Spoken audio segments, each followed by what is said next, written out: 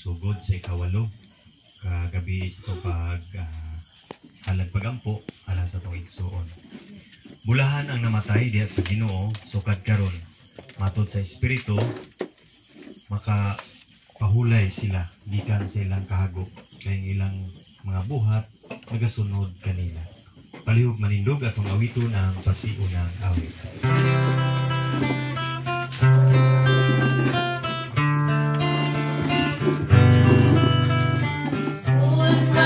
Tigong ta sa iyang ngalan, siya natong tanan matiguan.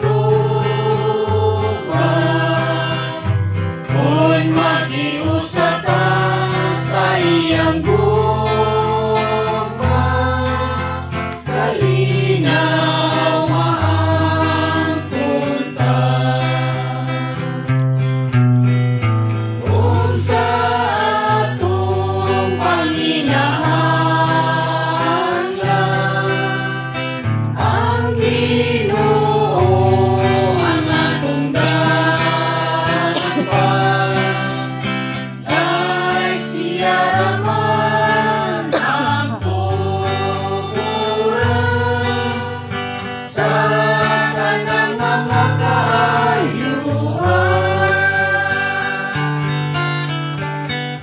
Makatigong ta sa iyang ngalan, siya natong tanan matiguan.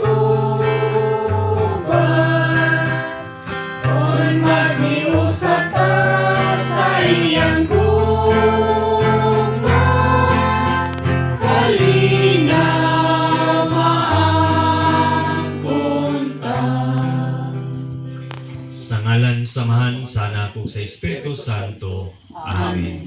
Aron mandam kita sa pagsaulog sa pulong sa Dios, maghinulsulo na kita sa atong mga sala.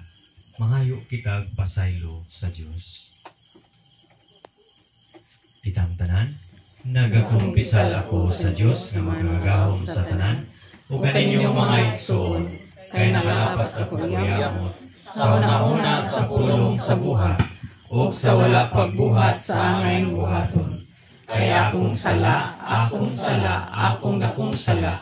Busa nangamuyo ako kang Santa Maria kanunay Birhen, sa tanang mga anghel o mga santos, o kaninyong mga igsoon, aron niyo akong yapo sa Ginoo nga atong Diyos.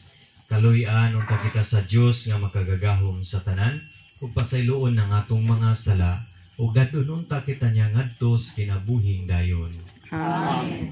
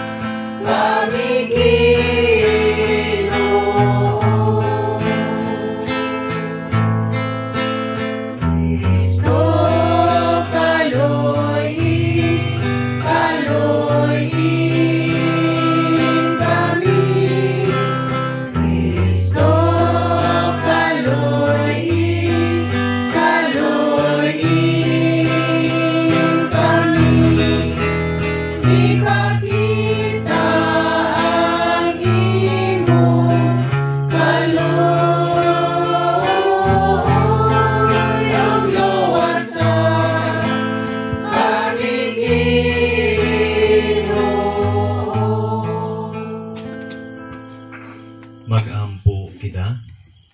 Ginoong Diyos, hayagi kami sa imong pulong, kay ang landong sa kamatayon naghulga kanamo. Pasabta kami ang among igsuon, wala itugyan sa rutang palad. Hinunua, gidapit siya sa imong pulong ngadto sa kabulahanan nga tunhay. Kini among gipangayo pinagi ni Kristo nga among Ginoo. Amen. Palihog manglingkod.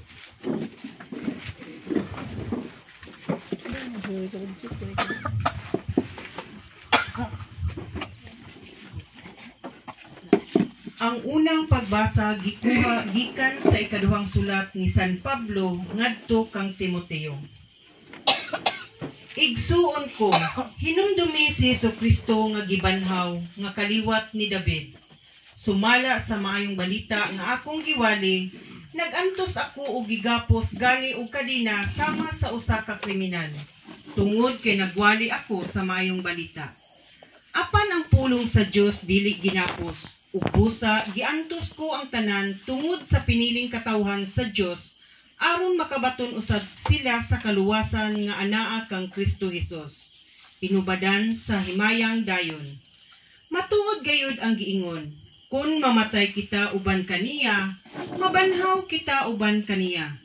Kun mulahutay usab kita uban kaniya, maghari usab kita uban kaniya. Kun ilimod ta siya, ilimod usab kita niya. Kung kita dili magmatinumanon, magpabilin siyang magtinumanon kay dili man siya makasupak sa iyang kaugalingon. Ang pulong sa Ginoo. Salamat sa Diyos. Gihigugma ko ang Ginoo kay gidungugma niya ang akong tingog ug ang akong pangaliyo po. Gihigugma ko ang Ginoo kay gidungugma niya ang akong tingog ug ang akong pangaliyo po. Gilibutan ako sa mga litag sa kamatayon ug ang akong kalisang sa kamatayon milukop na kanako. Puno ako sa kahadlok ug kabalaka. Gihigugma ko ang Ginoo kay gidungugman niya ang akong tingog ug ang akong pangaliyo po. Ang Ginoo na nalipod sa mga dili makapanalipod sa kaugalingon sa dihang nag-ungaw ako sa kamatayon, giluwas niya ako. Gihigugma ko ang Ginoo kay gidungugman niya ang akong tingog ug ang akong pangaliyo po. Salig o kalag ko kay ang Ginoo maayo kanako. Giluwas niya ako sa kamatayon. Gipahiran niya ang akong mga luha o gilikay ako niya sa kaparutan. Gihigugma ko ang Ginoo kay gidungugman niya ang akong tingog ug ang akong pangaliyo po.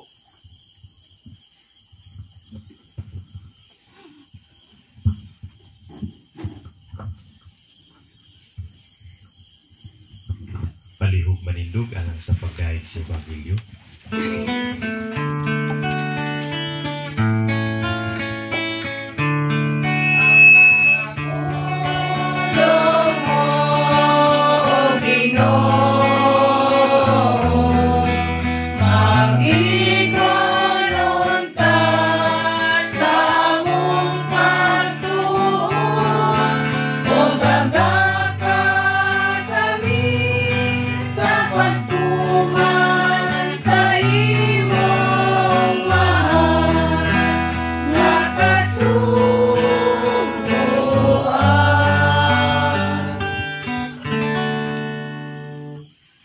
Pagbasa sa Santos nga Ebanghelyo sumala ni San Juan.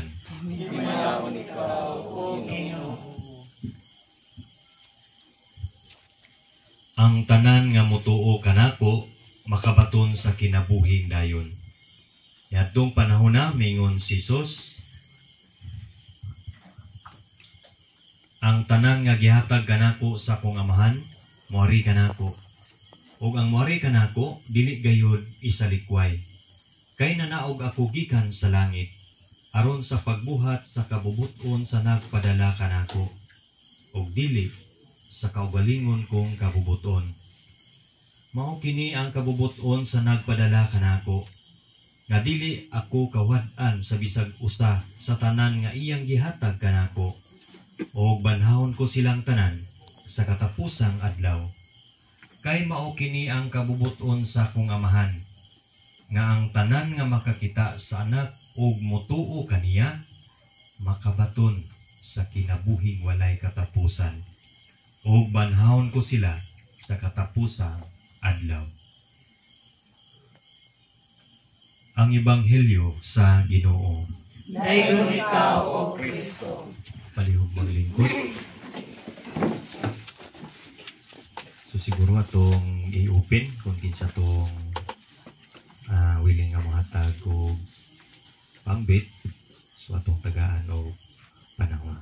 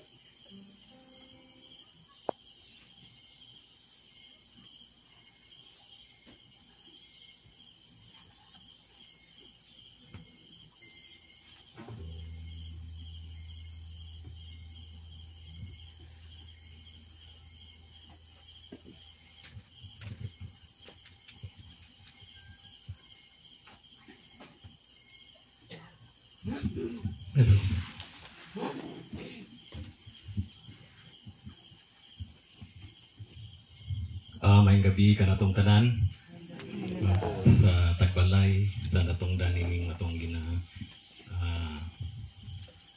alaran og mga prayers kay nung barely og kanatong sab nga duyog ini maong pangitabo. Utlohon ako maayong gabi. So nanata sa ikawalo pag hatag og mga paghalad og pagampo no para sa iya. Gamay lang siguro nga sharing diha sa mga nadungog nato nga pagbasa sa unang readings nga gikuha ni San Pablo ngadto kang Timoteo.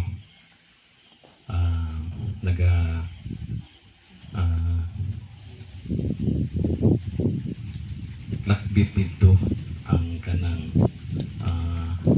mga buluhaton na iya sa Ginoo. Gani natoy giingon dito na bisan pa man og ang lawas no, gapuson pero ang pulong dili gyud magapos. So but pasabot nga ang maayong balita nga atong madungog gani karong adlaw no daghang kaita og mga verses nga nadungog tungod dili lang tungod kay Domingo aduna sa mga kasalugan kod nga related aning pangitabo og mo ni ang pinakanindot nga madungog nato nga mga pulong nga naga kanang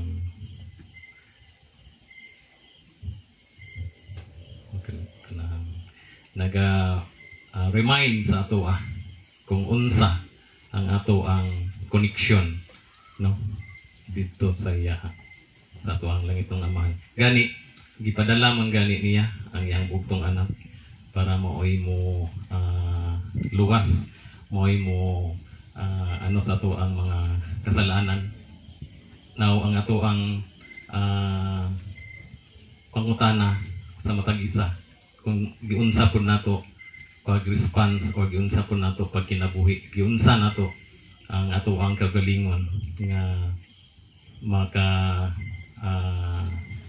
hatag tuta og kalipay sa nagpadala kaniya no pinakaano dito nga kanang kung mamatay ang tao nga naga buhat og maayo og diha sa iyang mga kasuuguan makaambit kita sa kanang kinabuhing tunay po, no?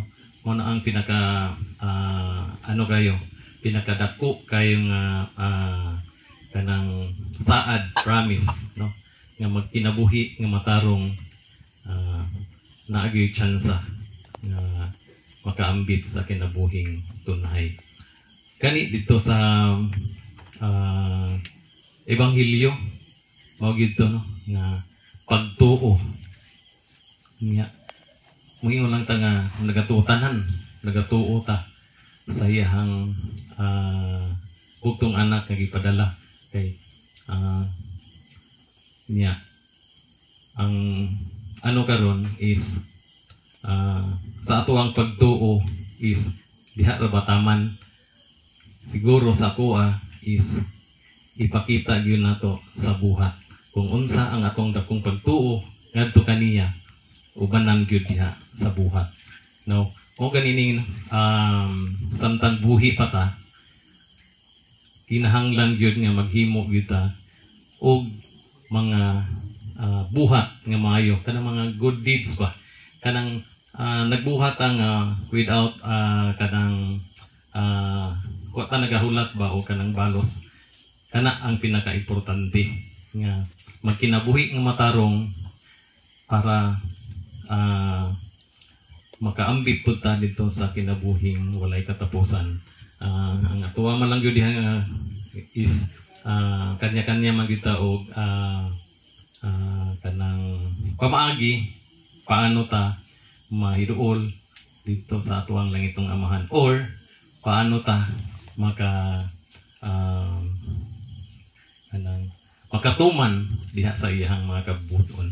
So nindot kayo ang atuang mga nadungog karon kay nakapahinumdom na pod sa atuang kaugalingon kung unsa ta diha kaniya o asa na usab ang atuang mga buhat, unsa nakadako, unsa nakataas ang atuang mga buhat nga nahimo diha pod sa iyang mga kasuguan. Now pinaka gyud siguro is kanang magahin og panahon kaya ako na lang pong ganiha katong sa mga readings, no, nga magunsa man ang tanan nga ato ang gihimo kanang mga material, pero kulang ta og panahon sa ato ang espirituhanon nga espiritu. Mao na ang ato ang tagaan og importansya kay parihaan ni karon sa ato ang igsuon, no, tanan magyuta hukman pinaagi sa ato ang mga buhat dinhi sa ibabaw sa kalibutan. So kani kay nadungog naman po nato ang mga binasa ang pulong sa ato ang Ginoo, na sa ato ang tagsa-tagsa kung unsaon nato nga kita makaambit sa iyang mga promise nga mao ang kinabuhing walay katapusan. So this is challenge for us, kana lang gyud nga magkinabuhi nga matarong, magkinabuhi nga subay sa iyang kabubuton. So kana lang ang mubo nako nga refleksyon sa ato ang mga nadungog nga magbasa gikan ni San Pablo ngadto kay Timoteo o ngadto na sa ato ang nadungog nga ebanghelyo. Kana lang nagsalamat ug maayong gabi kanatong tanan. Okay, daghang salamat sir sa imong mga punto po nga di agit po na mo, naka-challenge ka na mo. Okay, ang gingunin ni sa atong unang pagbasa, kung mamatay kita uban ni kang Kristo, mabuhi usab kita uban kaniya.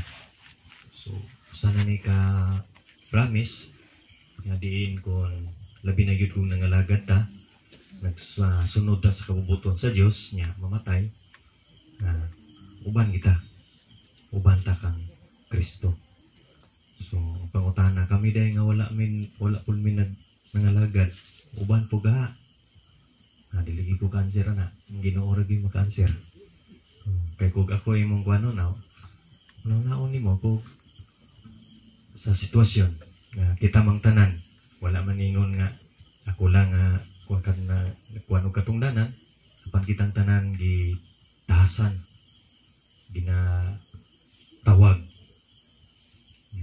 magdepende lang sa atong response kayo usahay ulahi na kay atong response so samtang nga okay pa gitagaan ta sa Ginoo og mga talento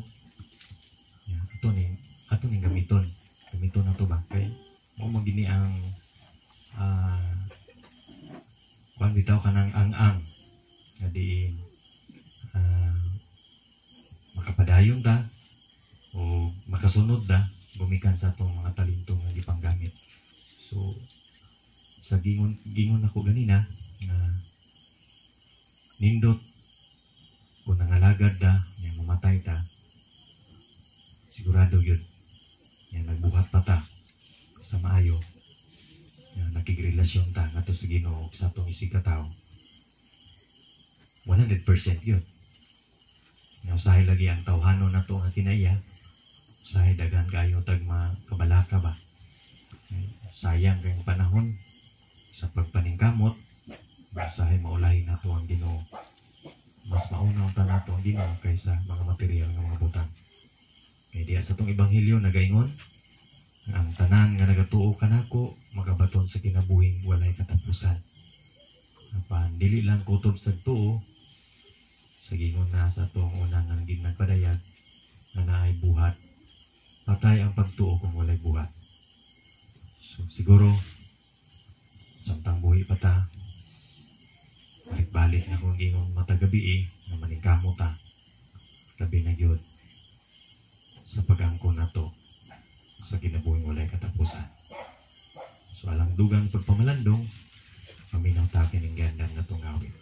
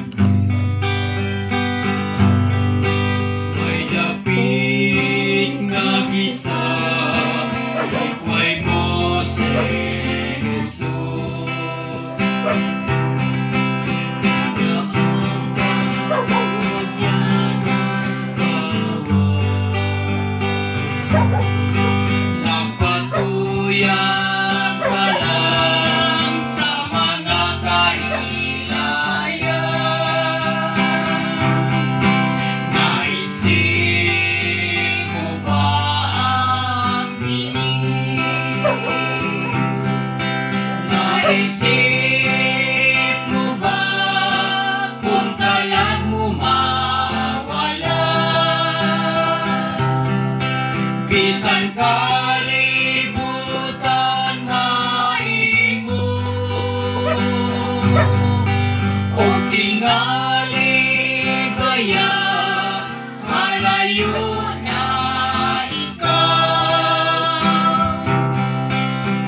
Igsoon pamalandong karon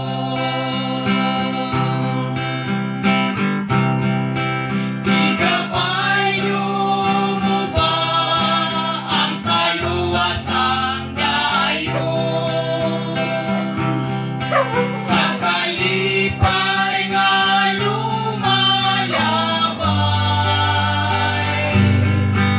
ang sala nagabos pa ang butang mawala naisip mo ba ang piling naisip mo ba kung kalag mo mawala bisan kalibutan maimo o tingali baya halayo na ikaw Igsoon pamalandong karon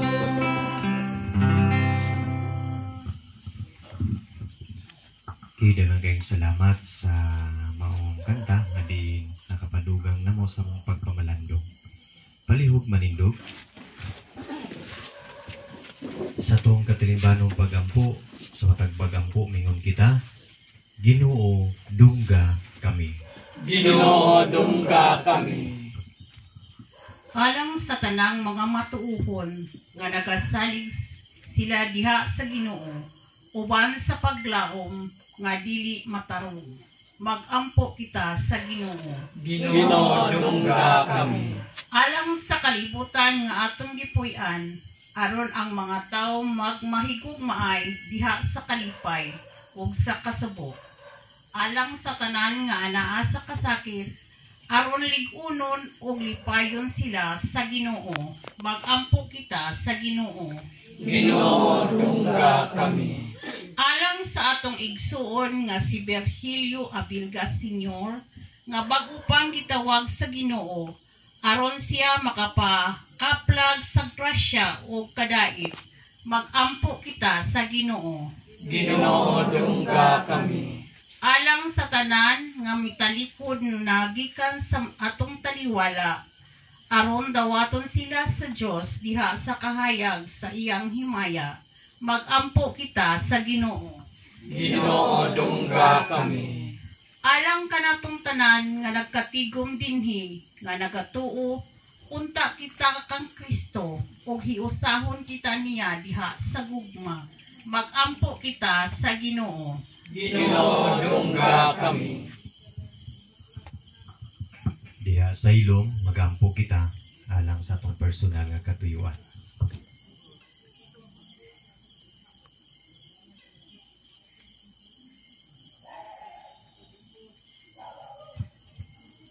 Magampo kita sa Ginoo. Ginoo dungga kami.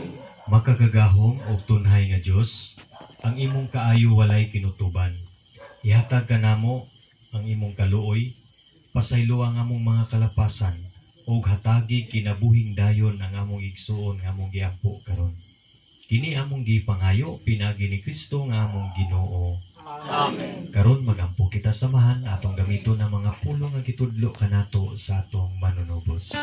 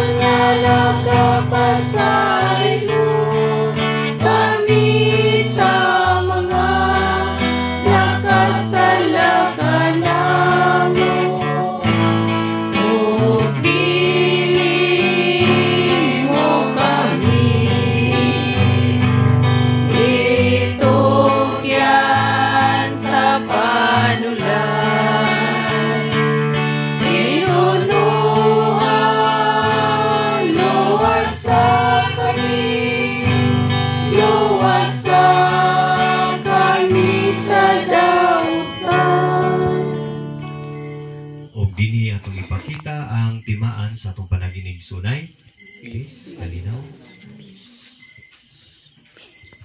palihog maglingkod alang sa pagkulikta.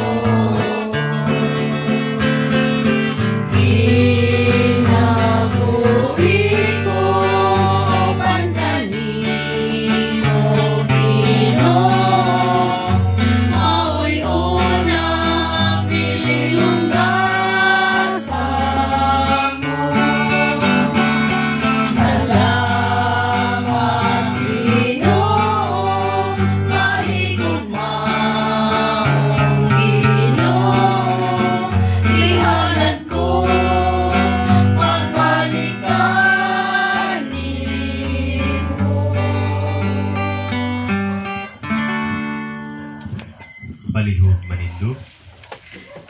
Magampo kita sa imong atubangan, Ginoo, ang mga nangamatay buhi pa, ug ang among mga lawas dili matapos diha sa kamatayon, kun dili mausab lamang pinaagi sa imong gahom. Patalinghugi ang among mga pagampo, ug dawata nga mahinangpo ng among igsuon, ug banhawa siya sa katapusang adlaw. Kini among gipangayo pinagi ni Kristo nga among Ginoo. Amen. O karon atong itugyan ang atong igsuon sa atong labaw nga magkakagaho.